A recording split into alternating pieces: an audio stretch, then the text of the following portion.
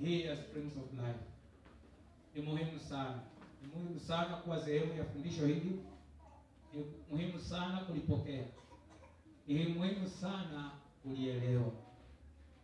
Maana mambo mengi ambayo Roho wa Mungu ataenda kuyafanya katika maisha yetu yatakuwa yametokana na msingi huu juu ya maisha yetu. Ni vizuri tulielewe, ni vizuri tulitafakari, na ni vizuri tukubaliane na Roho wa Mungu kufanya maamuzi yale ambayo anatuelekeza tufanye maamuzi. Maana mabadiliko yatatokana na maamuzi yetu. Nikiasimia kukubaliana na lile Roho wa Mungu analizungumza na nikibadilika, Roho wa Mungu atakuwa tayari kutembea nami katika mabadiliko haya. Lakini ikiwa moyo wangu nitaufunga na kuchukua tu ya kwamba ni kawaida, tena Roho wa Mungu hasukumi mtu, lakini yeye yuko katika himizo ya kwamba kwa kubaliana na maonyo anayoyaleta kwa kanisa, ili kanisa likaweze kupona na kuona ukuu wa Bwana katika jina la Yesu Kristo.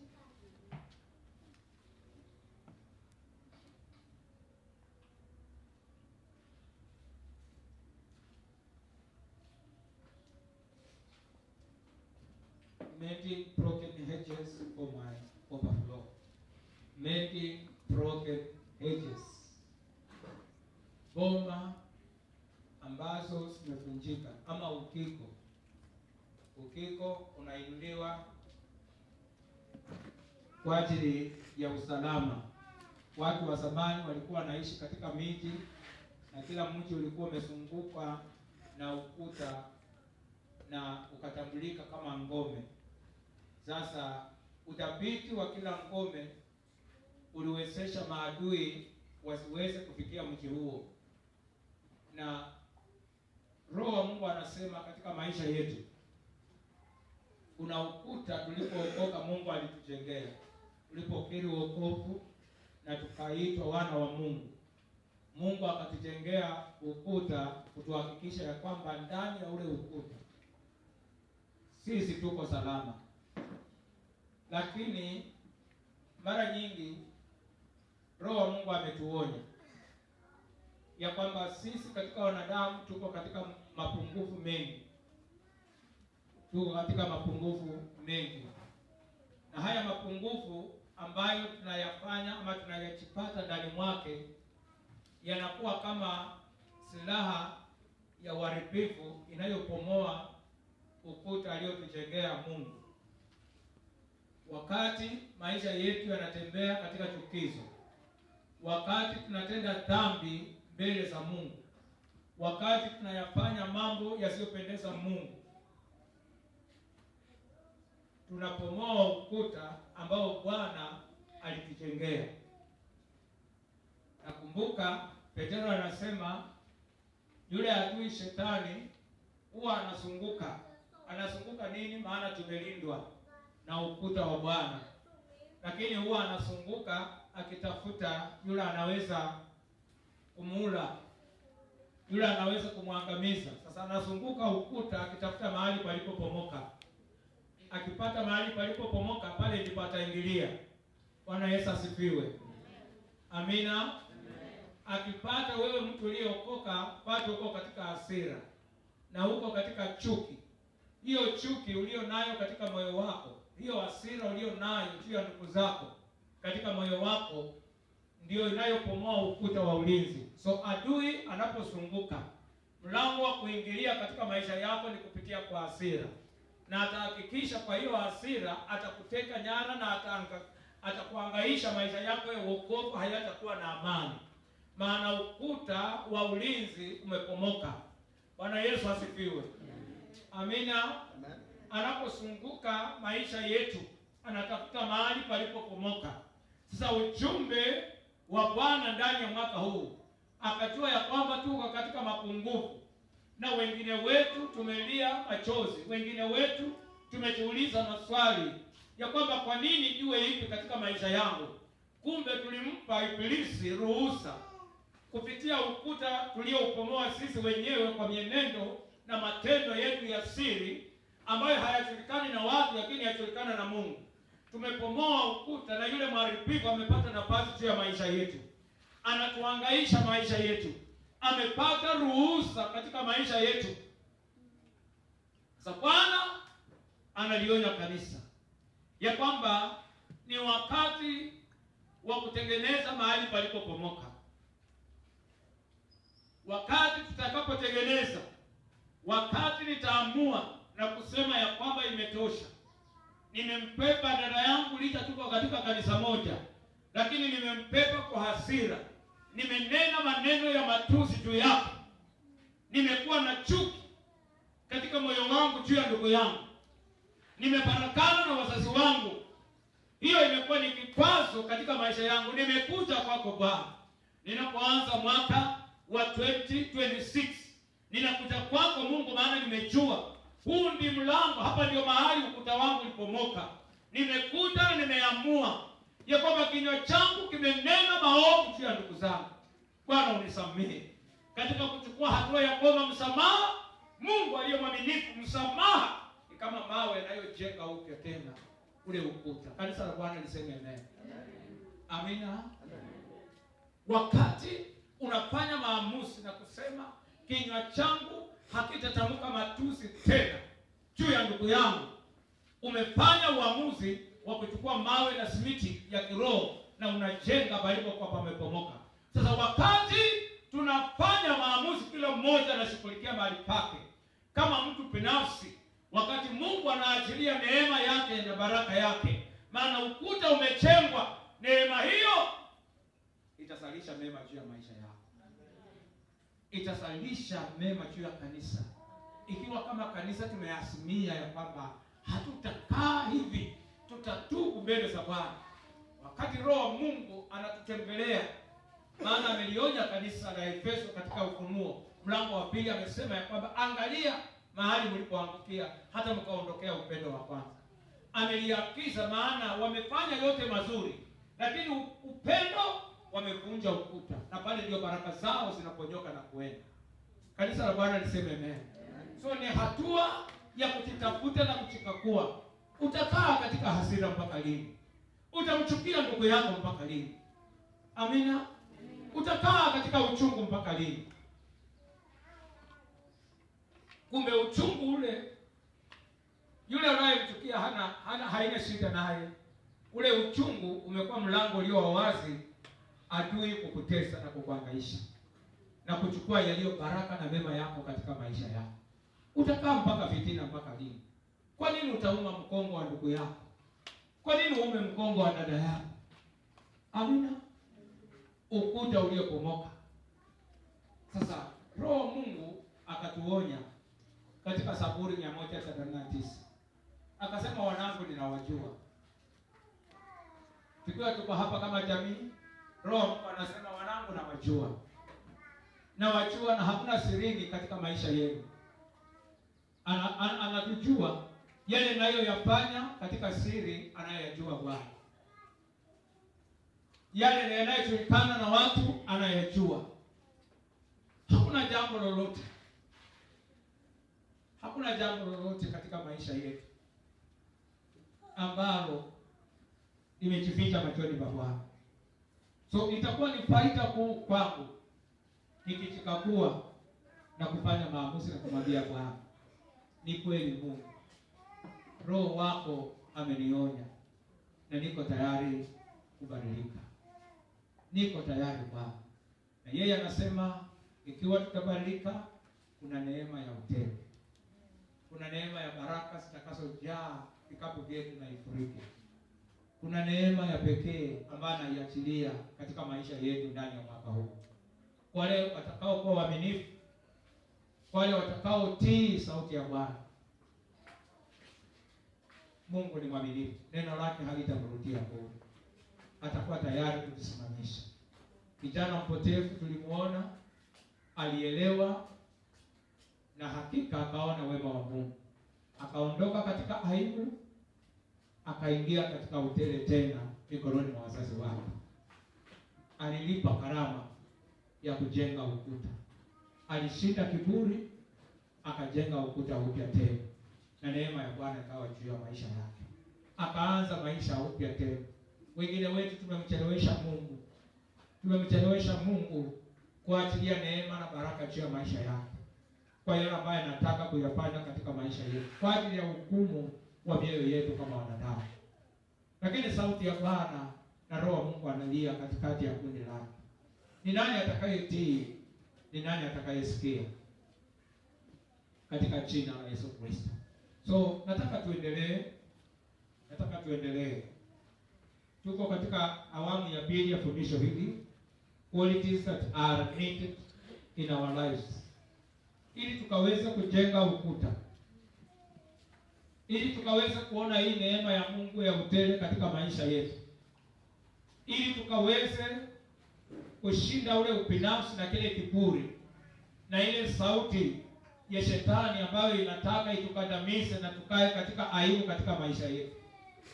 Lazima mambo haya yapatikane ndani mwetu katika jina la Yesu. Lazima tukaweze kuyakumbatia. Lazima maneno haya yakae ndani mwetu. Lazima tukubali Roho wa Mungu atusaidie tubadilike mahali ambapo tuko na mapungufu. Mahali pa kwanza, lazima tukaweze kukumbatia moyo wa Baba. Moyo wa Baba. Lazima tukumbatie moyo wa Baba. Moyo wa Baba ulio na uwezo wa kuvumilia, uwezo wa subira, uwezo wa kuwalea hata wachanga, hata walio wanyonge na wadhaifu, uwezo kuvumiliana nao. Mara nyingi tumekuwa haraka, tumewakwaza wale tunawaona ni wadhaifu. Tumeona sisi kwa vile Bwana ametuinua, hatukuona haja ya kushika wengine mikono pia tuinuke pamoja nao. Tumeishi kama mashujaa na tukawadunisha wengine katika kiwango ambacho Mungu ametupa neema kutufikisha, ili tukaweze kujenga upya ukuta kama jamii. Lazima tukaweze kutembea na wanyonge na wadhaifu. Yakobo akamwambia ndugu yake Esau ya kwamba sitaenda haraka, maana ninawachali hao walio wachanga, hawana uwezo. Ningependa nifike haraka, lakini kwa kuwa Mungu amenipa jukumu la kuangalia hawa, sitaenda haraka kama vile wewe unavyoenda.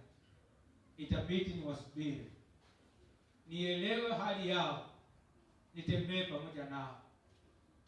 Wakati unamfurahia ndugu yako katika udhaifu wake, unabariki moyo wake. Wakati wewe uliye juu unaposhuka chini kumpokea ndugu yako na kumshika mkono, utembee naye, hata pia naye aje aimarike, afike mahali ambapo wewe umefika. Huo ni moyo wa Baba.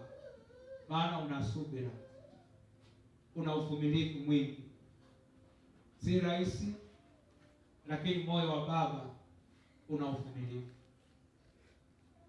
una subira, na hiyo ndio itahitajika katika maisha yetu kama jamii. Sehemu ya pili tukasema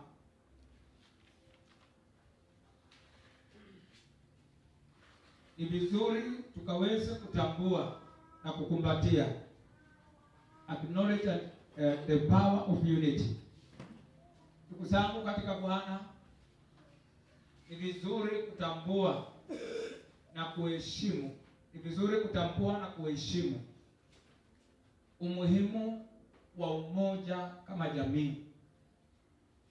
Narudia tena, wapenzi katika Bwana, hakuna mtu awe ni wa elimu kiasi gani, hakuna mtu awe ni wa uwezo wa fedha wa kiasi gani, awe wa ujuzi kiasi gani, anaweza kuishi peke yake bila kutegemea wenzake. It's good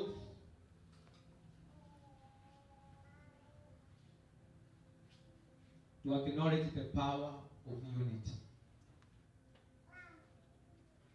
Ni vizuri ndugu zangu katika Bwana, anaweza kuwa huyo si wa kabila yako, anaweza kuwa si wa elimu kiasi ambapo wewe ulifika, Mungu alikupa neema. Inaweza kuwa mapato yake ni ya chini, si kama yako, lakini unamhitaji. Bwana Yesu asifiwe. Anaweza kuwa hayuko na karama kama yako, lakini bado unamhitaji. Ili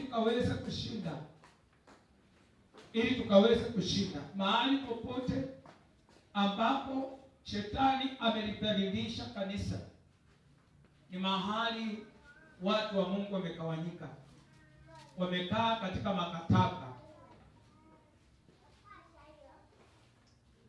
wamekaa katika viwango, katika makundi. Wakundi hili hana ushirika na kundi lingine. Wengine wamekawanyika kwa makundi ya makabila yao, wanaongea lugha yao ya nyumbani peke yao. Mtu asiyekuwa wa lugha yao akija katikati yao wananyamaza, maana hawana haja naye. Wakiwa katikati ya jamii ya Mungu, shetani amelivua kanisa mamlaka kwa kuweka roho ya ubinafsi katika mioyo ya watu wa Mungu.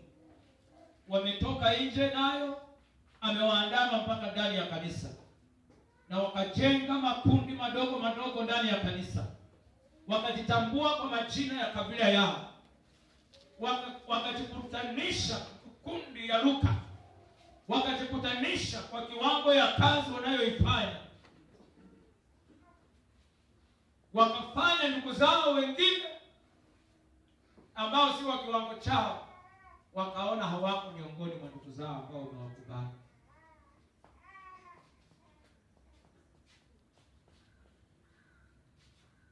Ndugu zangu katika Bwana, ili kanisa likahisi ukuu wa Mungu na nguvu za Roho Mtakatifu, lazima tuasimie katika mioyo yetu ya kwamba tutajenga ukuta.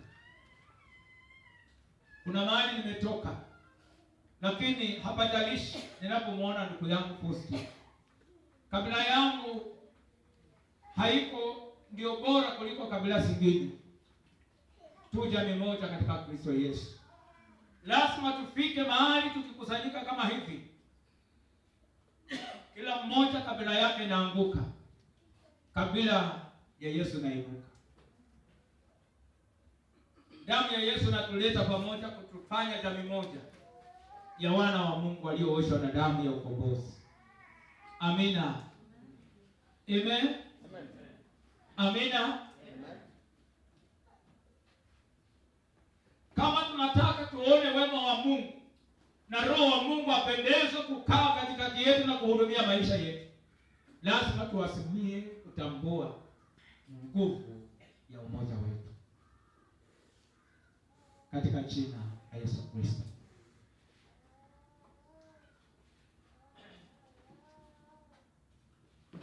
Naamini pale ndipo tuliachia.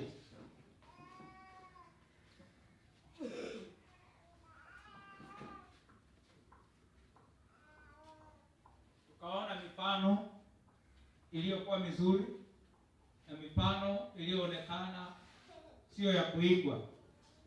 Roho Mungu alituonya, alitusihi katika Efeso mlango wa 4 mstari wa 1 mpaka wa 6. Wakorintho wa kwanza mlango wa 12 1 mpaka 31. Ametupa mfano wa mwili huu kama sehemu ya umoja, na akasema hata mkono huu ukisema mimi si sehemu ya mwili huo, si sababu ya kwamba sasa utatoka katika huu mwili, bado unahitaji mwili huu. Hata mkuu ukijiona una kiburi, useme mimi sina haja na mwili huu, ni urongo tu, ni kujitanganya, bado unahitaji mwili huu. Hata mkuu ukijiona ni shupavu, utahitaji mkono kwa usukue na uoshi. Amina. Hata mikono ikijiona ina uwezo wa kufanya kazi, itahitaji macho kuielekeza katika hatua zake. Tunahitajiana mmoja kwa mwingine. Hiyo ni siri kanisa kilikumbatia, kuta zote na nyumba zilizopomoka zinajengwa upya. Rehema na baraka za Mungu zinapoajiliwa kwetu, zinakaa na kutulia na zinafunuliwa katika maisha yetu, katika jina la Yesu. Amen. Amen. Kaini akakataa, akamwambia Mungu, alipoulizwa na Mungu ya kwamba ndugu yako yuko wapi, akakataa. Na hata sauti hiyo ya Kaini bado iko katika mioyo ya watu wa Mungu. Unajijali wewe peke yako, maadamu imekuendea wewe vizuri, hauna haja na mwingine. Hata yakimwarifikia ndio furaha yako, maana umepata jambo la kutangaza. Hiyo ni roho ya Kaini alimwambia Mungu, mimi si mlinzi wa ndugu yako. Akamwambia Mungu, mimi najijali maisha yangu mimi, maisha ya ndugu yangu siniulize. Na roho kama hiyo inaleta mataifa. Roho kama hiyo hairuhusu neema ya Mungu kufanya kazi katikati ya kusanyiko la watakatifu. Na tukaona Mungu akinena aibu juu ya Kaini kwa kukaidi kutambua umuhimu wa ndugu yake katika maisha yake. Ndugu zangu katika Bwana, ndugu yako yule ambaye unaona hakufai, anakufaa sana machoni pa Bwana. Anakufaa sana. Ni wa muhimu sana. Ni wa muhimu sana katika maisha yako, katika jina la Yesu Kristo. Yule ambaye unaona amekukwaza na una hata tena na maisha yake, ni wa muhimu sana machoni pa Bwana. Kaini akaonywa na Bwana. So nataka tuendelee kuanzia pale katika pointi ya 3. Ndipo tulikuwa tumefika. Pointi ya 3.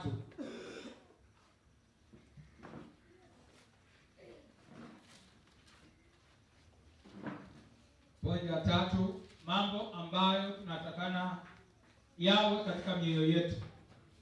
Kama tunataka tuone ukuta wetu umejengwa upya na uko imara, mambo haya lazima tuyakumbatie katika maisha yetu.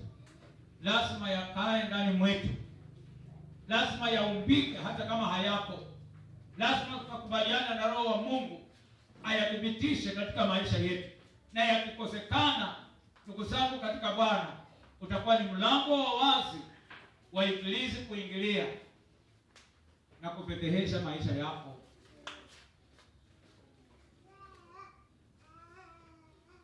Pursue a big picture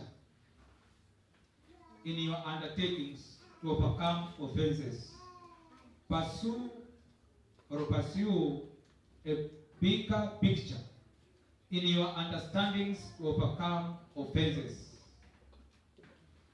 Pursue a bigger picture in your understanding to overcome offenses. Mambo ambayo lazima tuyakumbatie katika maisha yetu, ili tuwe katika nafasi ya pekee ya wema wa Bwana kwa ajili ya neema ya baraka na ufuriko wa utele katika maisha yetu. Ni lazima ndugu zangu katika Bwana, katika maisha yetu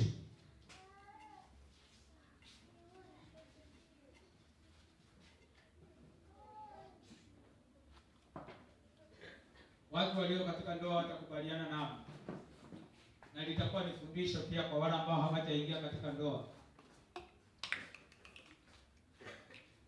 Yule mke wako ama yule mume wako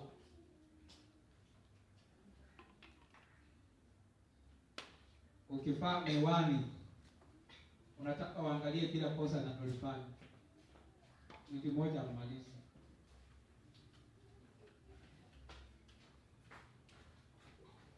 Bwana Yesu asifiwe. Na watu wengi waliangalia makosa. Watu wengi wameishi katika ndoa zao wameangalia makosa ya mwenzake. Hata yuko katika hiyo ndoa tuko vile ataendaje watu watamcheka, lakini hayuko katika hiyo ndoa katika moyo wake. Maana alichunguza makosa na akayapata mengi. So hapo katika ndoa na moyo wake hauko katika ndoa, lakini mwili wake yuko katika ndoa. Na akiuliza anasema sasa nifanye wapi, nifanye nini? Watu watanicheka nikiondoka. Pursue a bigger picture Piga picture.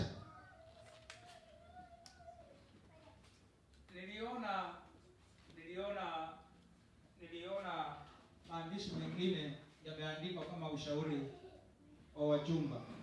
Ushauri wa wajumba. Nasema ukitafuta mchumba, fungua macho yako yote. Yaani hata ya spring hivi. Ukitafuta mchumba, fungua tu hivi. Yasifunike hivi. Yawe tu hivi ukitafuta mchumba. Lakini ukishapata, akishakuwa mke wako ama mume wako, sasa funga. Anaweza asipiwe. Sasa funga. Amina. Sasa angalia lengo kubwa sasa.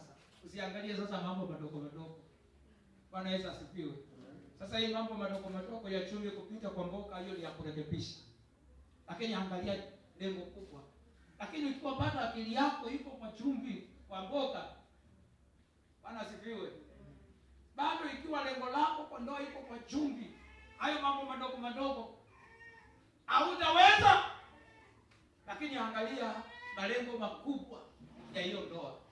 So wakati macho yako kwa malengo makubwa, utaweza kukanyaga haya madogo mkisuluhisha pole pole kukienda. Kanisa la Bwana lisema amena. Katika maisha yetu ya wokovu, wapenzi, tukitaka tukae na tuone furaha na utele wa Mungu katika maisha yetu, tujifundishe kuinua macho yetu kuwa na mtazamo wa mambo makubwa, ajenda ya Mungu kubwa anayoyainua madogo madogo shetani. Tuyapuuze tukitafuta suluhisho, lakini lengo letu, macho yetu yako pale, hayaondoki pale. Ndipo tunataka tufike. Unataka ufike wapi katika maisha yako ya wokovu? Unataka ufike wapi? Watu wanaokwasika haraka, watu wanaokosa furaha haraka katika mioyo yao, macho yao hayana mahali wanapoyaangalia mbele, wanaangalia hapo. So kila siku anaona makwazo madogo ni mengi na yanaiba furaha yake.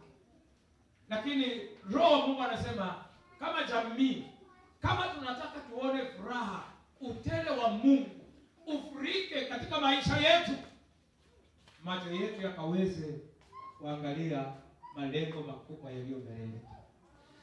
Macho yetu yakiwa pale, Mungu atatupa neema. Haya madogo yakitokezea, Mungu atatupa neema ya kuyashika tukienda. Lakini ukikosa mahali umefocus, ikiwa hauna macho yako haitaangalia, haitalenga mahali popote, hautafika popote. Utamalizia popote. Bwana Yesu asifiwe. Kanisa la Bwana lisema amen. Pursue a bigger picture.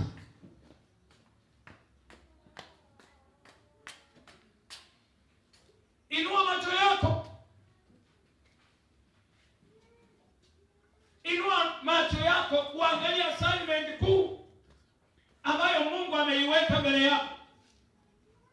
Iangalie pale.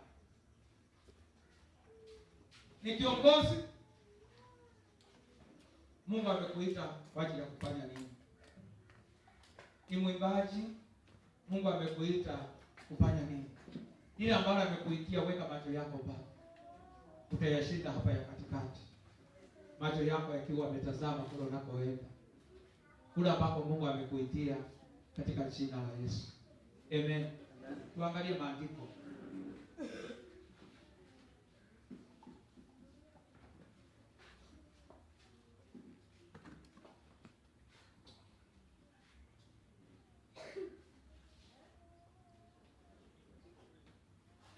Matthew chapter number 18, verse 7. Matthew chapter number 18, verse 7. Hebrews chapter number 12, verse 1 to 4.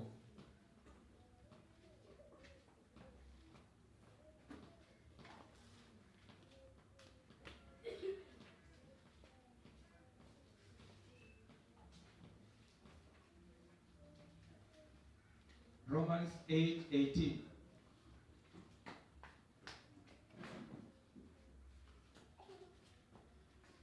Philippians chapter number 2 verse 5 to 11. Haya maandiko tunapoyasoma yanakutayarisha wewe mtu wa Mungu.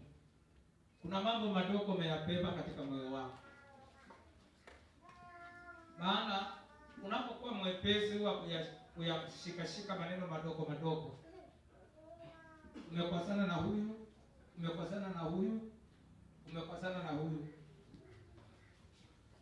hautaki kuwasaidia. Ndugu zangu, utapata wapi furaha hata kuwa na maombi? Utapata wapi furaha ya maombi wakati moyo wako umejaa makwazo? Furaha ya wokovu utaipata wapi? Utapata wapi?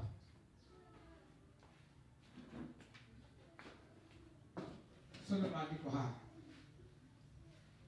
Anayesoma taja lile andiko na unasoma alafu aweze kutusomea. Tuanze na Mathayo 18. Soma Mathayo mlango wa 14 mstari wa 7.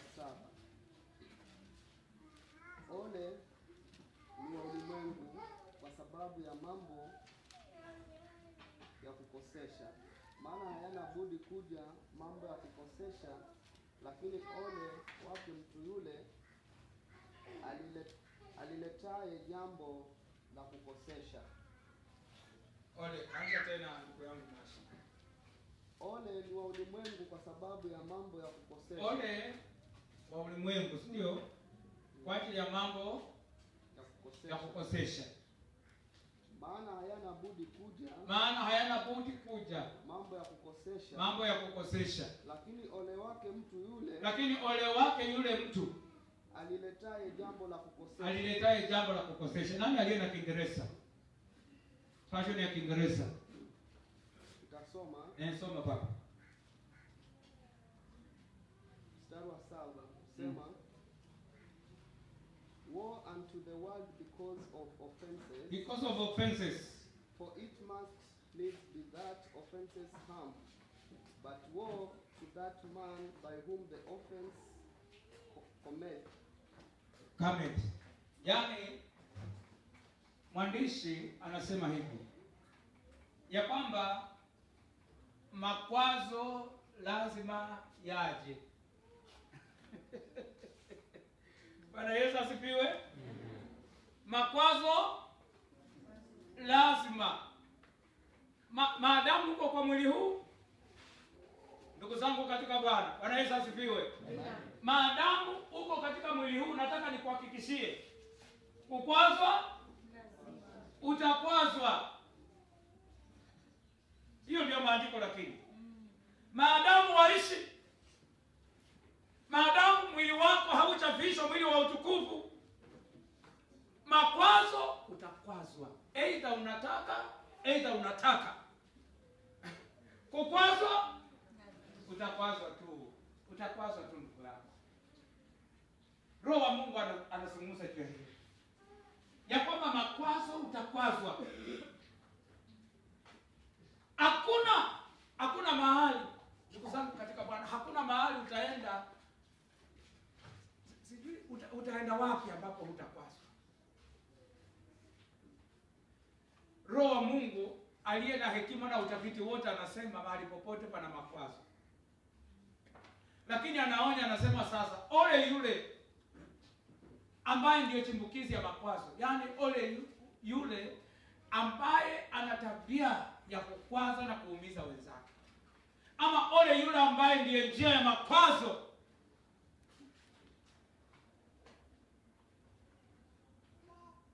Ukizungumza neno moja linafanya mtu analia. Mtu anakaa akifikiria tu ulizungumza, anaanza kulia tena na yuko peke yake. Na ulilipanga tu tena wewe hata hukuona kama ni shida. Bwana Yesu asifiwe. Tena hata unaongeza ukasema na akitaka siapasuke. Yaani analia maana umeumiza moyo wake, na ukiuliza unasema akitaka siapasuke. Sasa Biblia inasema ole yule ambaye yeye ndiye njia ya makwazo. Ole yule, na neno la Mungu likiaddress likisema ole yule maana mtu yule njia zake ameweka kiza. Kumaliza kwake atamaliza na aibu. Anayeliza watu atamaliza kwa kulia. Anayeliza watu akifurahi atamaliza kwa kulia, na hana mtu wa kumfariji. Ole wake alitaye makwazo. Lakini makwazo ni lazima. Kwa nini naongea hivi ndugu zangu? Naongea nikimaanisha moyo wako usiyaweke kwa makwazo ambayo watu wanakufanyia, maana makwazo yatakuwa, na makwazo yana uchungu sana yakitoka kwa ndugu yako katika nyumba ya Bwana.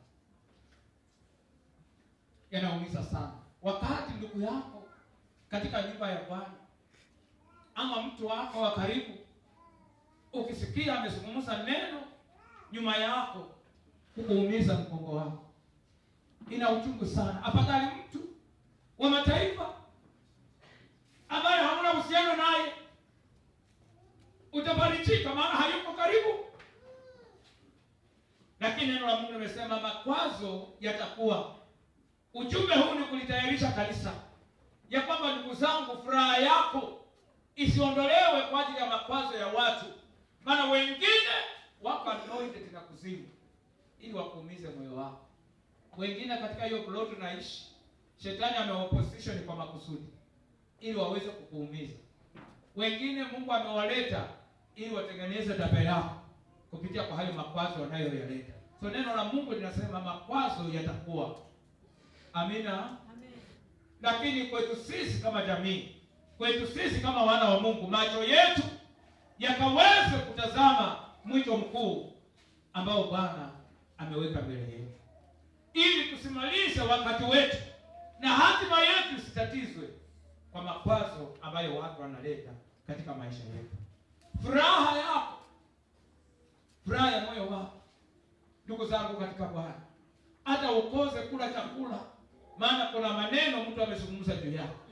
Naomba neema ya Mungu ya kushinda makwazo juu ya maisha yako katika jina la Yesu.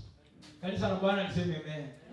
Na siri moja tu nilikualika katika sifa. Niliwaambia ndugu zangu katika Bwana, kama kuna kitu ambacho Mungu amenisaidia, moyo wangu kumpenda Bwana katika sifa. Mungu amenisaidia kunipa ushindi.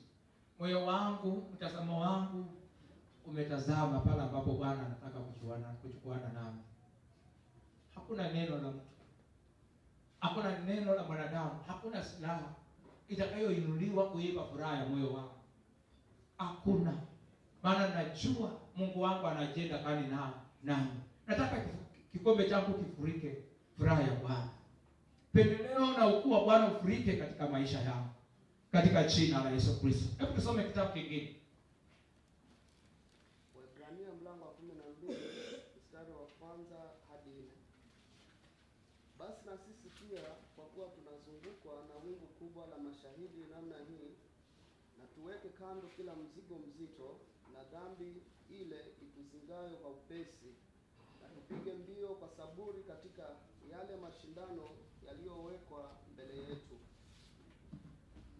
tukimtazama Yesu mwenye kuanzisha na mwenye kutimiza imani yetu, ambaye kwa ajili ya furaha iliyowekwa mbele yake alistahimili msalaba na kuidharau aibu, naye ameketi mkono wa kuume wa kiti cha enzi cha Mungu. Maana mtafakarini sana yeye aliyestahimili mapingamizi makuu namna hii ya watendao dhambi juu ya nafsi zao, msije mkachoka kizimia mioyoni mwenu. Hamjafanya vita hata kumwagika damu, mkishindana na dhambi. Amina. Hayo maandiko yote yanakubaliana. Wacha tusome tu hizo vitabu zote zimepata, maana zina ujumbe mmoja. Warumi 8:18. Warumi 8:18. Kwa maana nahesabu mateso ya wakati huu wa sasa kuwa si kitu kama utukufu ule utakaofunuliwa kwetu. Kwa maana viumbe vyote pia vinatazamia kwa shauku nyingi kufunuliwa kwa wana wa Mungu. Kwa maana viumbe vyote pia vilitishwa chini ya ubatili. Mstari wa 18 peke yake. Mstari wa 18 unasema, kwa maana nahesabu mateso ya wakati, ya wakati huu wa sasa kuwa si kitu, kama utukufu ule utakaofunuliwa kwetu.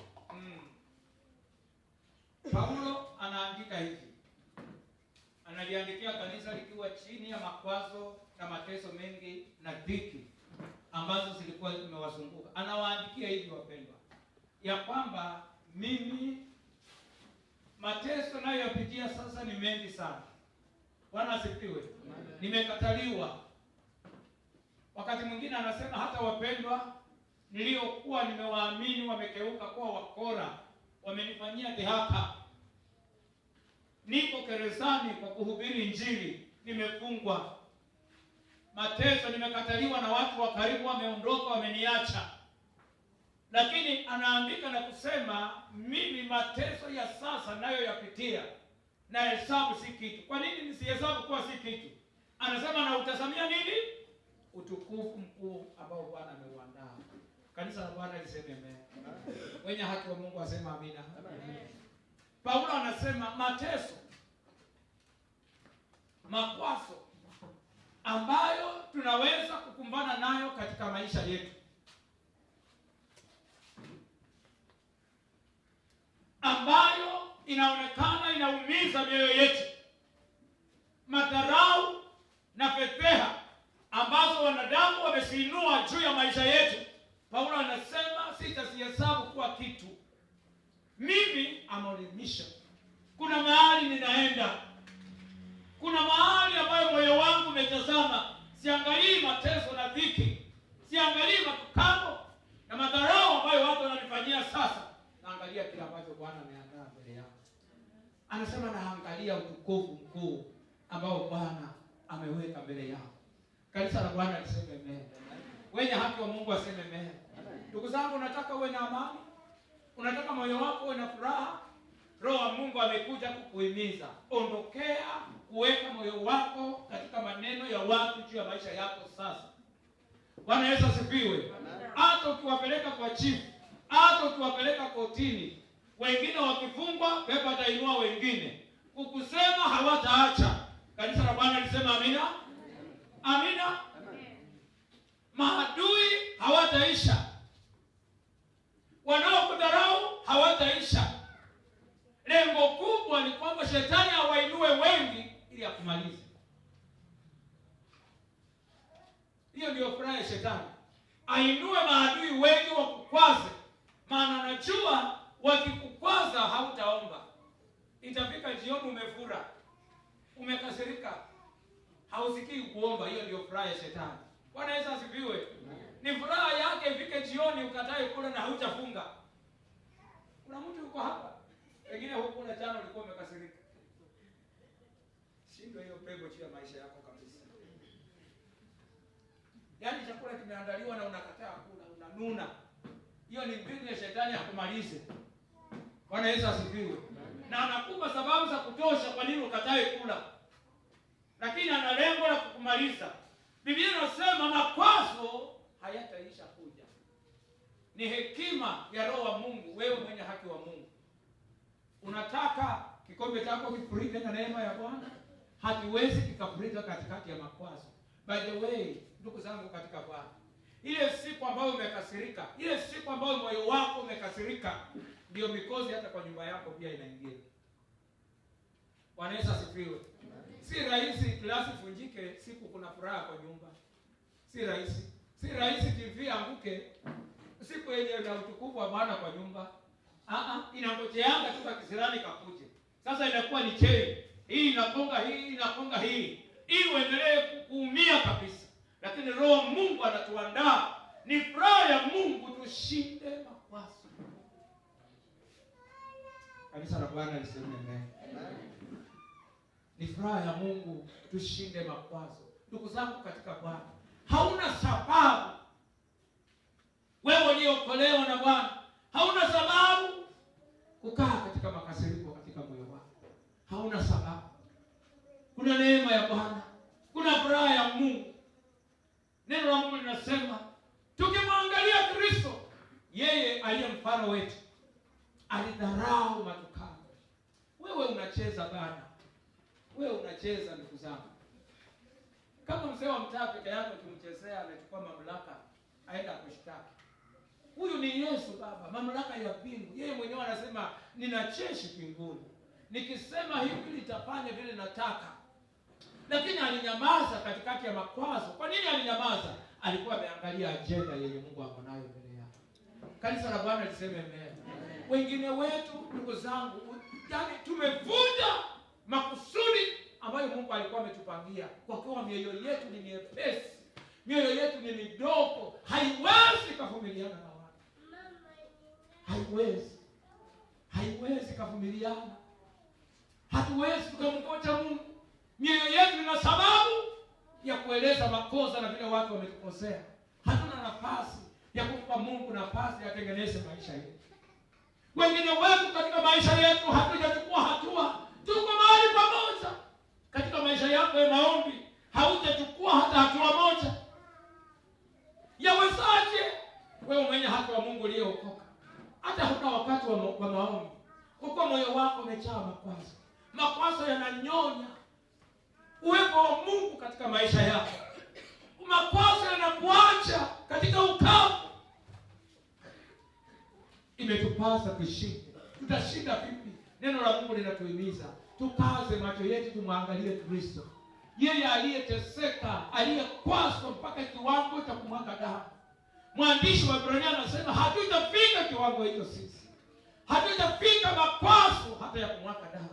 Ni makwazo ya kawaida tu ambayo tunayapitia. Wenye haki wa Mungu aseme amen. Haleluya. Naomba ujasiri wa Bwana katika maisha yetu, ya kwamba tukaweze kushinda makwazo ya inukapo katika maisha yetu kwa jina la Yesu. Amen. Wengine tumechukua maombi ya kufunga tukilaani watu maana walituumiza. Tunawatarajia kuona wameanguka na makari wamekufa maana walitukwaza. Mungu atupe neema kwa jina la Yesu. Amen. Wenye haki wa Mungu waseme amen. Tumewaangamiza wengi katika mioyo yetu maana imefungwa na makwazo. Hatuko fungu sisi la kulaani.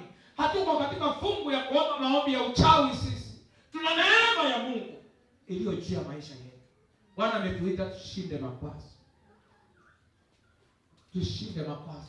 Ya inukapo ni makusudi ya Mungu. Ndugu zangu katika Bwana, hatutachukua hatua ikiwa tutafungamana katika makwazo. Neno la Mungu linasema tumwangalie Yesu aliye mwanzilishi wa imani yetu, aliyekwazwa, aliyetemewa mate kwa uso, amefuliwa nguo, amevishwa taji la miiba, damu inamwagika, ana mamlaka, ana uwezo na amenyamaza katikati ya makwazo. Tusome kitabu cha Wafilipi tukimalizia. Wafilipi mlango wa 2 mstari wa 5 hadi 11. Iweni na nia hiyo hiyo ndani yenu ambayo ilikuwamo pia ndani ya Kristo Yesu. Iweni na nia hiyo hiyo ndani mwenu pia iliyokuwa ndani ya Yesu Kristo. Nia gani hii iliyokuwa ndani ya Kristo? Ambaye yeye mwanzo alikuwa na namna ya Mungu. Ambaye yeye mwanzo alikuwa na namna ya Mungu. Naye hakuona kule kuwa sawa na Mungu kuwa ni kitu cha kushikamana nacho. Yaani neno la Mungu linasema Kristo aliye Mungu, aliyekuwa katika utukufu, aliyekuweko kutoka mwanzo, amekuja, amezaliwa kama mwanadamu. Hakuona akipige kifua aseme amjui mimi nimetoka mbinguni. Hakuyafanya hayo. Licha ya kwamba ana mamlaka na uwezo, lakini hakuleta madharau. Kanisa la Bwana lisema amina. Amen. Wenye haki wa Mungu wasema amina. Amen. Amen. Amen. Endelea baba. Bali alijifanya kuwa hana utukufu. Alijifanya hana utukufu. Akatoa namna ya mtumwa. Akatoa namna ya mtumwa. Akawa na mfano wa wanadamu. Akawa na mfano wa wanadamu. Tena alipoonekana ana umbo kama mwanadamu. Alipoonekana ana umbo kama mwanadamu. Alijinyenyekeza akawa mtii hata mauti. Alinyenyekea kutii hata mauti. Naam. na mauti ya msalaba. Kwa hiyo tena Mungu alimwadhimisha mno, Kwa hivyo tena Mungu amemwadhimisha mno, akamkirimia jina lile lipitalo kila jina, lipitalo kila jina, ili kwa jina la Yesu, ili kwa jina la Kristo Yesu, ili kwa jina la Yesu kila goti lipigwe, la vitu vya mbinguni na vya duniani na vya chini ya nchi, na kila ulimi ukiri ya kuwa Yesu Kristo ni Bwana, kwa utukufu wa Mungu Baba. Kile Yesu alipokuwa anakitazamia, ndugu zangu katika Bwana, pointi yetu ni kwamba katika mioyo yetu kama wana wa Mungu tulioko, tujifundisha kuwa fanya nini? Kuangalia lengo kubwa lililo mbele yetu. Tusilete macho yetu kwa mambo madogo tunayokumbana nayo kwa maisha, maana yatatuvunja moyo, hatutafika mbali. Ukianza kuhesabu mapaso yale umepitia wiki, ilikuwa ni sababu tosha hata usije kanisani Jumapili. Bwana Yesu asifiwe. Lakini neno la Mungu linatuonya hivi, ya kwamba Kristo yeye aliye Mungu alichukua nafasi ya kwamba yeye ni Mungu, kwake ikawa si kitu. Kifo cha msalaba kilikuwa ni kifo ambacho kilikuwa kinafanyika watu waliodharauliwa, waonyesha ya kwamba sio watu wote walikuwa naweka katika msalaba. Hiyo ilikuwa ni desturi ya Kiyahudi, kuadhibu mtu ambaye amejifanya ni shujaa, na sasa umemchukua na yuko kwa mikono yako. Kwa mfano mtu kama Samsoni angekufa kifo kama hicho, maana yeye amehangaisha watu na amejifanya ni shujaa, na wamemteka nyara, yuko kwa mikono yao. Sasa kifo cha msalaba kilikuwa ni kifo cha adhabu, kukuonyesha ya kwamba ulijifanya wewe ni shujaa, wacha tukuonyeshe wewe si kitu. Wanakuweka uchi mbele ya watu, kukuonyesha fedheha ya kwamba wewe si kitu. Amina. So Wayahudi walikuwa wanataka kuonyesha ulimwengu ya kwamba huyu mtu wenu mliyekuwa mnajifanya kwamba mnamwabudu ni Mungu si kitu. Sisi tumemweka hapa. Kifo cha msalaba cha aibu. Bwana Yesu asifiwe. Lakini wanapofanya na kumtukana, si unakumbuka wakimpiga wakimwambia wewe ulijifanya unaokoa.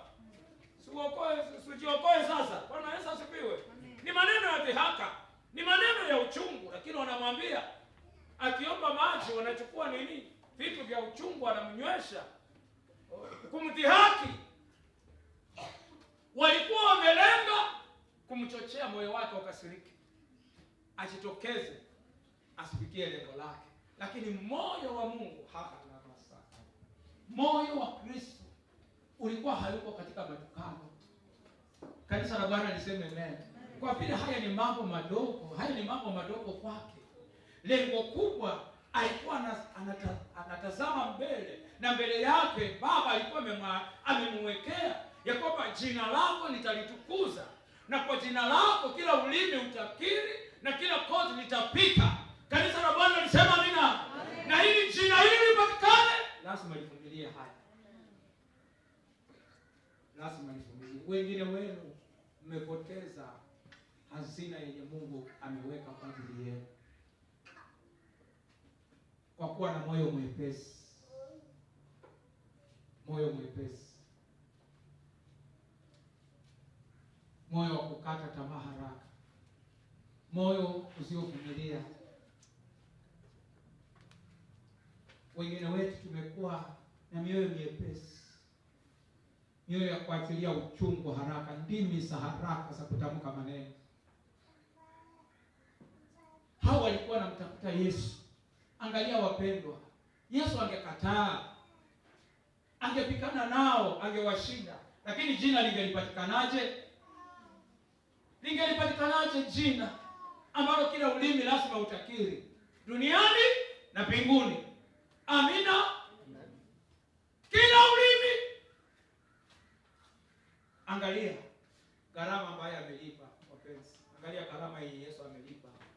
Kitambo apewe jina hilo lililo juu ya majina yote. Angalia gharama. Ameyashinda makwazo. Focus on the big picture. Inua macho yako, angalia katika lengo kuu katika maisha yako.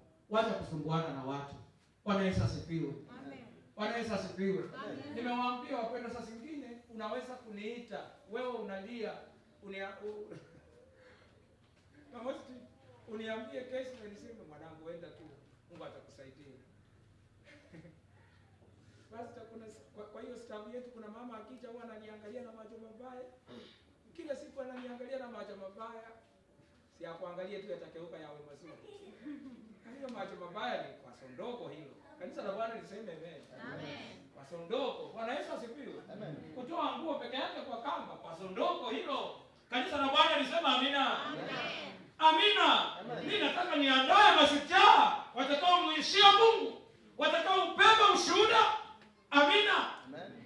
Kwa kampuni ambayo Mungu amekupeleka, watu wakuzungumzie, waseme kuna mtu wa kuokoka hapa. Maana umeyabeza makosa, ya kwamba hayako, lakini umeyabeza na moyo wako na amani ya Bwana. Kanisa la Bwana liseme amen. Katika ndoa yako, katika jamii ambayo umeolewa, katika jamii ambayo umeoa, wakuzungumzie kwa wema, kwa kuwa wewe ni tofauti. Una roho wa Mungu ndani mwako. Kanisa la Bwana liseme amen. Wenye haki wa Mungu waseme amen. Na watu watakaomwakilisha Mungu katika mji wa Ukunda na nje ya mipaka yake. Kanisa la Bwana liseme amen. Na watu watakaokumbatiwa mahali popote watakapoenda katika jina la Yesu. Amen. Amen. Siandai watu wa kujihurumia na kujigilia. Hatukuitwa, sisi hatuko miongoni mwao. Bwana ametuita na ametupaka, ametupa roho wake wa kutusaidia kushinda makwazo. Amina. Amen. Kuna mtu wa Mungu hapa? Amen. Focus on the bigger picture. Ni nini unakitafuta katika maisha yako? Wachana na hizi vitu vidogo vidogo. Mwambie Bwana, nipe neema.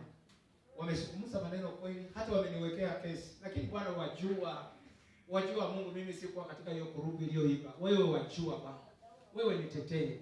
Wachana na kupepana watu katika moyo wako. Wacha moyo wako ufurike furaha ya Bwana. Amina. Unajua kwa nini ukitaka kuimba sifa nyimbo zenye zinakuja ni pata na baiskeli? Unataka kumsifu Bwana lakini nyimbo zenye zinakuja ni huku kapanda baiskeli. Maana moyo wako hauna hazina ya Mungu. Bwana Yesu asifiwe. Ukiwa unataka kumsifu Bwana zinazokuja ni Lingala, maana moyo wako umejaa mapafu. Ni Lingala ndio zinateremka haraka. Maana moyo uliojaa mapafu ni Lingala ndio zinakuja haraka. Kanisa la Bwana liseme amen. Naomba kuandike mtu mmoja. Naomba mtu mmoja mwambie Bwana niko hapa. Wewe wanielewa Bwana. Ndani ya mwaka huu tembea nami. Ndani ya mwaka huu hapa nitayarishe moyo wangu. Sitaki nikae mahali pamoja pale nilipokuwa 2025. Nataka Bwana unihamishe. Nataka unihamishe. Nataka Bwana unihamishe. Nataka unisaidie. Nataka kikombe chako kifurike Bwana, furaha yako. Kifurike furaha. Kwa nini mtu wa Mungu? Kwa nini ukae mateka wa shetani? Kwa makosa ya wanadamu. Number 5.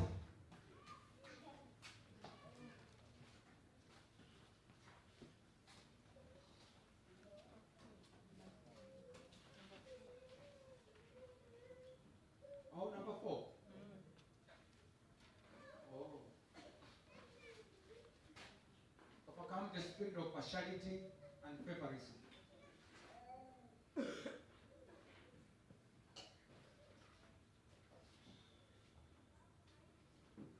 Overcome the spirit of partiality and favoritism. James chapter number 2, verse 1 to 10. Job chapter number 29, verse 11 to 17. And Matthew 43 to 48. 43 to 48. Matthew 5, 43 to 48. Matthew 5. Overcome the spirit of partiality. The spirit of partiality and favoritism. Partiality and favoritism.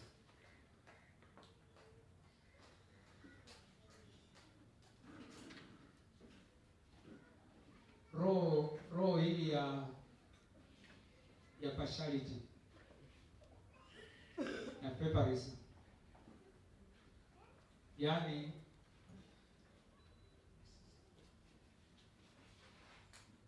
unajua jamii ya Mungu ikiwa pamoja, kuna mambo madogo madogo tunaweza tukaimba na tukafurahi, tukapata mahubiri mazuri, lakini kwa kuwa wengine ni wachanga, jambo ndogo tu likifanyika linaondoa hiyo furaha aliyokuwa nayo ya sifa, hayo mahubiri inakuwa haina sehemu ya maisha yake tena, kwa kuwa ameona kupakuliwa. Nataka tusome maandiko haya. James chapter number 2 verse 1 to 10. Tasoma Yakobo mlango wa pili mstari wa kwanza hadi 10. Ndugu zangu, imani ya Bwana wetu Yesu Kristo, Bwana wa utukufu, isiwe nayo kwa kupendelea watu. Maana akiingia katika sinagogi lenu mtu mwenye pete ya dhahabu na mavazi mazuri, kisha akiingia na maskini mwenye mavazi mabovu, nanyi mkimstahi yule aliyevaa mavazi mazuri na kumwambia keti wewe hapa mahali pazuri, na kumwambia yule maskini simama wewe pale, au keti miguuni pangu, je, hamkufanya hitilafu mioyoni mwenu, mkawa waamuzi wenye mawazo mabovu? Ndugu zangu wapenzi, sikilizeni. Je, Mungu hakuwachagua maskini wa dunia wawe matajiri wa imani na warithi wa ufalme aliowaahidia wampendao? Bali ninyi mmemvunjia heshima maskini. Je, matajiri hawaonei ninyi na kuwavuta mbele ya viti vya hukumu? Hawalitukani jina lile zuri mliloitwa? Lakini mkitimiza ile sheria ya kifalme kama ilivyoandikwa, mpende jirani yako kama nafsi yako, mwatenda vyema. Bali mkiwapendelea watu, mwafanya dhambi na kuhukumiwa na sheria kuwa wakosaji. Maana mtu awaye yote atakayeishika sheria yote ila akajikwaa katika neno moja, amekosa juu ya yote. Sasa kabla tuendelee hapo, turuke tusome Matendo ya Mitume mlango wa 6. Tuone hiyo sura ambayo inajitokeza hapa. Mlango wa 6 mstari wa kwanza na wa pili tu. Matendo ya Mitume mlango wa 6 mstari wa kwanza na wa pili. Hata siku zile wanafunzi walipokuwa wakiongezeka hesabu yao, palikuwa na manunguniko ya Wayahudi wa Kiyunani juu ya Waebrania, kwa sababu wajane wao walisahauliwa katika huduma ya kila siku. Wale tenashara wakawaita jamii ya wanafunzi, wakasema, haipendezi sisi kuliacha neno la Mungu na kuhudumu mezani. Kanisa la Bwana liseme amen. Yakobo anatuonya ya kwamba si vizuri, ndugu zangu, ili tukaweze kusimama tujenge boma, maana mahali panapoleta mikawanyiko. Yakobo anazungumza nasi kwa roho wa Mungu, anasema ya kwamba miongoni mwenu mmeonyesha mipaka na madarau. Mmetambua watu kulingana na vyeo, mmetambua watu kulingana na vile wanatoa sadaka, mmetambua watu kulingana na vile wanalipa fungu la 10, mmetambua watu kulingana na cheo chao. Siku moja nikasema hivi ya kwamba kanisa inaitwa Christ ambacho bibi wa president katika nafasi yake kama mke wa rais, Ulimwengu unamtambua kama mama taifa, si ndio? Lakini kazi anayoifanya, huduma anayoifanya katika kanisa hiyo ni asha. Akiingia kanisani kwao, viti vyao viko kule mbele nyuma kule. Wao ndio wakaribisha watu na kupanga. Wao ndio warauke usubuhi. Huko Nairobi kanisa naitwa Apostle Wairu mama naitwa nani? Inaitwa Klaus wapi? Yeye ni asha. Bwana Yesu asifiwe. Si ni mama mkubwa wa jina kubwa. Kanisa la Bwana liseme amen. Amen. Ni vizuri kuheshimu mahali kuna mamlaka, lakini mama kama huyu amejua mbele za Mungu yeye ni nani. Mbele ya Mungu amechukua nafasi yake ya kwamba huduma iliyo ndani yangu ni asha. Anakuja anapokea, haijalishi wewe uko katika kategori gani katika maisha yako, lakini kazi yake akupokee, akufange katika nyumba ya Mungu. Yeye ni asha. Lakini Yakobo anasema miongoni mwenu yale mnayafanya si vizuri. Mmepakua na kupendelea. Na mmepakua watu, anasema mnapangilia watu kulingana na vile mmewaona. Anayeonekana hajiwezi na yaonekana ni mdhaifu, kimwangalia kwa nje mnamhesabu kuwa si kitu. Mkiona mwenye anaingia na kari anakimbia apokelewe, awekwe mahali pa mbele. Bwana Yesu asifiwe. Amina.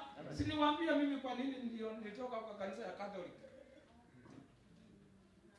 Mimi nilikuwa katika mstari na nikashikwa mkono nikatolewa. Sasa nilipotolewa siku hiyo ngoja ibada ikaisha nikarudi nyumbani na sikurudi Catholic. Maana wakati unamfanyia mtu jambo ambalo linamuumiza moyo wake mbele ya watu, umemshusha hadhi yake. Kanisa la Bwana liseme amen. Unamshusha hadhi yake, unaumiza moyo wake. Afadhali mtayarishe pengine kesho ajue kuliko kulifanya mbele ya watu. Inamshusha hadhi. Anachiona ya kwamba bali yake ni ya chini. Anachiona ya kwamba mahali pale mimi sistahili. Sasa Yakobo anaonya kanisa. Anasema mmeonyesha upakuzi. Mmependelea wale ambao mnawaona kwa macho wako heri. Kanisa la Bwana liseme amen. Na shida hiyo ndio ikatokezea katika kanisa la kwanza. Biblia inasema ukaonekana na mapendeleo. Wakati kanisa lilokuwa linakongamana na ushirika wa kula chakula ukawa unaendelea, Biblia inasema waliokuwa na simamia kukawa chakula wakaonyesha mapendeleo. Bwana Yesu asifiwe. Sio ulimwengu unavifanya. Si nimesikia hapa watu wakisema sisi tuliona tu watu wamepewa chakula wanasema wamepewa na mbunge. Mmesikia mambo kama hayo? Bwana Yesu asifiwe.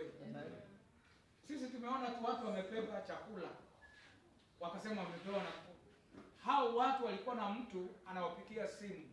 Anajua huyu ni wa kupewa, huyu si wa kupewa. Na wakati mwingine wa kupewa hata wako navyo wahitaji, lakini kwa ajili ya kupendelewa wanapewa maana ni mtu wake. Kanisa la Bwana liseme amen. So katika nyumba ya Mungu wajane wa Kiyunani na Kiyahudi wote wameokoka, lakini wapendwa waliokuwa wanasafu chakula. Unajua huduma ya kusafu chakula huwa inaonekana ni huduma ndogo sana, lakini huduma hatari sana. Inaweza kuvunja kanisa. Ya kusafu chakula. Sikia vile neno la Mungu linasema. Ilibidi watafute watu waliojawa na Roho wa Mungu. Amina. Ilibidi watafute watu waliojawa na Roho wa Mungu ili wafanye hii huduma. Maana hao wapendwa, nyinyi haya maneno mmeyaona, mmekuwa kwa maharusi mchele ukipeanwa. Huyu akija anaonekana inachota na inaangalia kama nyama hakuna, inatafutwa inachota kwingine inawekewa. Huyu hata nyama inatolewa kabisa, inachota kwa mchele anawekewa, anaenda. Unapewa kulingana na vile umejulikana wewe ni nani kwa yule anayekuhudumia. Sasa jambo hilo linaonekana ni ndogo sana kwa macho ya watu, lakini linakawanya watu na kuwasongesha mbali. Kanisa la Bwana liseme amen. The spirit of partiality. Kupendeleana. Kwa vile nyinyi hamko kwa ulimwengu huu mngekubaliana nao. Lakini mimi peke yangu naishi hapa na yaelewa haya maneno. Sasa nasema roho wa mapendeleo, the spirit of partiality. unapendelea mtu kulingana na vile unamjua, unamsafu kulingana na vile unamjua, unachazo sana. Sasa unashindwa, huyo amepita kwa hiyo meza, mimi nimepita, maana hata meza sana anashika vizuri isimakiki, na wewe umelambishwa kama ulimi. Sasa unashindwa, ni hiyo kijiko kimoja ama kijiko kimebadilisha mimi nikiondoka. Bwana Yesu asifiwe. Lakini kwa macho inaonekana si kitu, lakini kuna mtu kumbe moyoni anaumia na analia. Afadhali yule atakayezungumza aeleweke, mwingine hata zungumza atanyamaza na ndio mwisho. Sema kujenga boma. Kujenga boma lililobomoka. Kanisa la Bwana liseme amen. Ndugu zangu katika Bwana, the spirit of partiality should not be our portion. Isiwe fungu letu. Amen. Isiwe fungu letu. Tunataka tuwe wa baraka kwa mtaa huu, tunataka tuwe wa baraka katika jamii zetu. Mungu atuandae tuwe mioyo ya kukumbatia wote, tuwakumbatie wote ambao Mungu anawaleta katika maisha yetu, wote ambao Mungu anawaleta maishani mwetu, tuwaone ni wa dhamana, tuwatumie katika neema ambayo Bwana ameipeana katika jina la Yesu. Ni tendo ndogo sana, lakini litakuza moyo wa mtu afurahie kuitanishwa na mahali hapa katika jina la Yesu Kristo. Ni tendo linaloweza kuonekana ni ndogo, lakini litakuza mioyo ya wengi katika jina la Yesu. Kutoka katika mapendeleo, overcome the spirit of partiality and favoritism.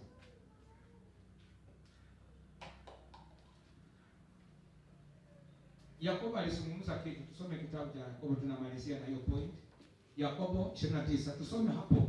Yakobo anazungumza kitu. Kuna kitu kilikuwa ndani ya Yakobo na alifanya huduma yake na ikakubalika katika mioyo ya watu wengi. Alijitoa Yakobo.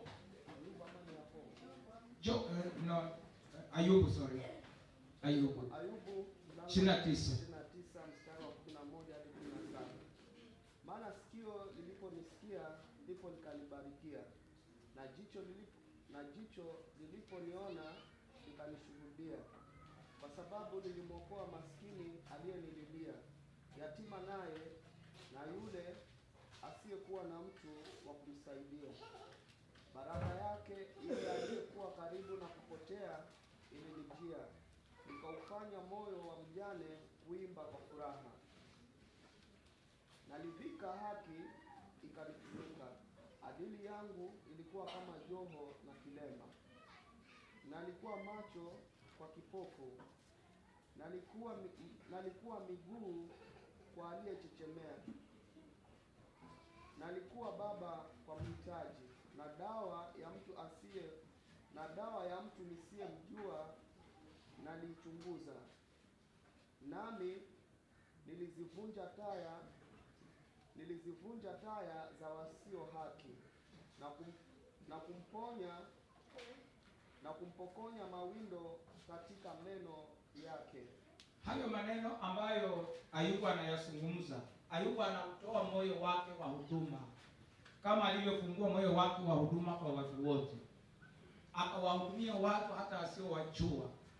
Wajane walipomuona wakamuita baba, wakamuita bwana wao. Mayatima wakamuita baba.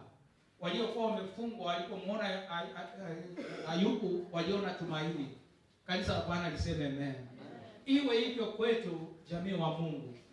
Unapoonekana watu wakukumbatie. Ukionekana na ukitokeza mahali watu waone suluhisho, maana wewe umempepa Mungu. Kanisa la Bwana liseme amen. Wenye haki wa Mungu wasema amina. Wakati umempepa Mungu, wakati Roho wa Mungu yuko katika maisha yako na umemwakilisha Mungu, popote watu wakumbatie, watu wakuhesabu, watu wa tabaka zote, watu wa viwango vyote, wanapokuona wakuhesabu kwa baraka. Ayubu alipokelewa, moyo wake ulikuwa na Mungu ndani mwake. Alilolifanya hakupakua, watu walimkumbatia. Wajane walipomuona nyuso zao zilifurahi. Waliokuwa wamefungwa kwa kuonewa, Alipotokezea Ayubu walipata matumaini. Kanisa la Bwana alisema amina. Iwe mbali nasi, watu wa Mungu, iwe mbali nasi ya kwamba wewe utaonekana na watu waseme kisirani amekuja. Yaani kwa plot, wewe ukiwa kanisani, watu nyumbani wanakunywa maji. Wanasema wacha tukunywe maji kabla kisirani arudi. Wewe uliokoka. Yaani wanaomba hii ibada kama inaendelea mpaka kesho. At least ukae huku wapumue kiasi.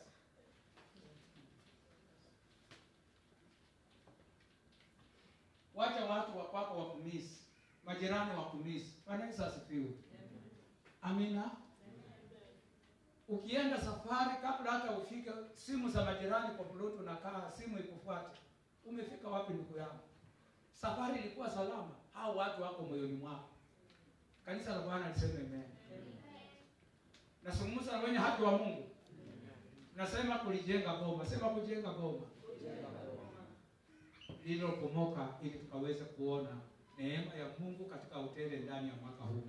Kanisa la Bwana lisema amen. Maneno haya nayazungumza katika wepesi, lakini najua Roho Mungu amenituma, maana anaelewa mioyo yetu. Angelipenda tukafanye mabadiliko katika mioyo yetu. Angelipenda tukafanye maamuzi upya yatakayomtukuza Bwana, yatakayoruhusu mbingu siachilie neema na baraka juu ya maisha yetu katika jina la Yesu Kristo. Wenye haki wa Mungu waseme amen. Sema Bwana nisaidie. Bwana nisimamishe. Si rahisi, lakini Bwana anakuhitaji. Amen. Mungu wetu ni mwaminifu wapendwa. Tukimkeukia katika haya madhaifu yetu, yeye atatusaidia. Yeye atatuneemesha. Atatubadilisha wapenzi. Ana makusudi ya kutubariki. Ana makusudi ya kutupa furaha katika mioyo yetu. Ikiwa mioyo yetu itakubaliana na maonyo yake. Katika jina la Yesu Kristo. Amen. Ayubu akawa ni mtu aliyekubalika. Akikosekana watu wanasikia wamemkosa. Maana alikuwa baraka kwao. Ndiyo makusudi ya Mungu juu ya maisha yetu. Wewe uliyookoka na uliye na Roho wa Mungu katika maisha yako, ndiyo makusudi ya Mungu aliyonayo juu ya maisha yetu. Bwana wa amani atubariki. Naomba Roho wa Mungu atuchochee na tukumbushe neno hili. Roho wa Mungu atusaidie katika maisha yetu kufanya maamuzi ya ujasiri, ili tufanye mabadiliko ambayo yanahitajika katika mioyo yetu, tukauone uso wa Bwana. Kuna picha kubwa Mungu ameiweka mbele yetu. Ni tamanio langu ya kwamba kila mmoja wetu akaweza kuifikia, ya kwamba ndani ya mwaka huu kila kikombe cha kila mmoja wetu kikafurike na utendo wa Bwana katika jina la Yesu. Huduma yako ikachukuliwe kiwango kipya. Amina. Amina. Bwana aachilie neema ya promotion, maana moyo wako unafurika. Kikombe chako kinafurika. Ukaonekane utofauti. Kanisa la Bwana lisema amina. Wateule wa Bwana wasema amina. Amina. Mungu atupe mshikamano kama jamii, ya kwamba tutaondokea makwazo katika jina la Yesu, ya kwamba sitakwaza ndugu yangu kwa kujua katika moyo wangu, na ikiwa nitafahamishwa kwamba nilimkwaza kwa maneno yangu, nitakuwa mwepesi wa kutubu na kuomba msamaha, ili tusimame kama jamii moja, maana Mungu ana agenda nasi. Kanisa la Bwana liseme amen. Amen. Baba, nakushukuru katika jina la Yesu. Asante kwa ajili ya upendo wako. Asante kwa ajili ya uaminifu wako. Sisi ni kazi ya mikono yako. Sisi hatukukuchagua wewe. Wewe ndio uliyetuchagua tukiwa waovu, watu tuliokuwa hatustahili. Ukatusamehe Bwana. Ukatuosha kwa damu yako ya msalabani na ukatuhesabia haki. Ukatuingiza katika ufalme wako. Na ndivyo tulivyo wana wa agano siku ya leo. Baba, nakushukuru kwa kila mmoja ambaye amekaa katika ibada ya siku ya leo na kupokea mafundisho haya. Baba yangu, ninajua hatuko katika mkutano wa kawaida, lakini it's a divine appointment with you, King of Glory. We commit ourselves unto the Holy Spirit. The Lord Jesus, you are going to regenerate us anew. You are going to make us anew. Because Lord, you are gracious and loving. Wewe ni mkuu sana Bwana. Una mipango ya pekee ambayo umeiweka kwa ajili yetu. Makusudi yako ni furaha na furaha yako ni kwamba tukaweze kushinda makwazo yanayoinuka katika ulimwengu huu. Maana mbele zetu Mungu umeweka appointment iliyo ya pekee kwa wewe ni mwaminifu. Asante Mungu mkuu. Pokea utukufu, pokea heshima. Maana wewe unastahili. Mungu wangu, ninajua kuna wengi wanaong'ang'ana katika kufanya maamuzi. Maana wanahesabu uchungu wa maneno yaliyonenwa juu yao. Wengine Baba wamekaa katika vidonda katika mioyo yao kwa ajili ya kupepa makwazo ya watu. Lakini Baba, naomba mwanzo mpya siku ya leo. Kwa jina la Yesu, naomba mwanzo mpya na neema ya pekee.